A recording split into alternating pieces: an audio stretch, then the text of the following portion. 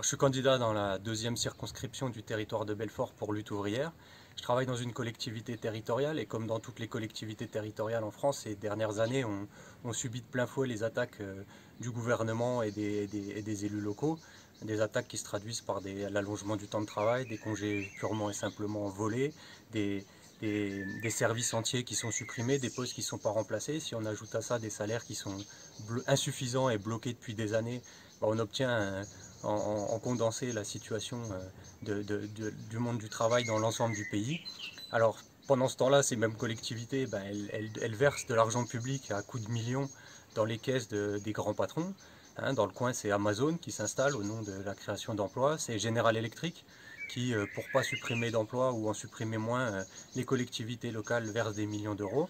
General Electric qui a supprimé 1000 emplois il y a 2 ans de ça à Belfort et qui vient d'être pris la main dans le sac de l'optimisation fiscale. 800 millions d'euros qui sont enlevés des comptes de l'entreprise de Belfort pour être versés dans des paradis fiscaux pour pouvoir justifier les licenciements. Alors voilà, tout ça c'est un petit condensé de la société capitaliste en crise, comment ça fonctionne, tout pour les capitalistes et on fait payer la note aux travailleurs. Alors le programme de lutte que nous, à Lutte ouvrière, on veut populariser dans ces élections, il correspond à l'intérêt de toute la société, de l'ensemble du monde du travail. Oui, il faut que les salaires ils augmentent de plusieurs centaines d'euros. Il faut indexer les salaires sur les prix parce que quand les prix montent, il n'y a pas de raison que ce soit nous qui payons la note.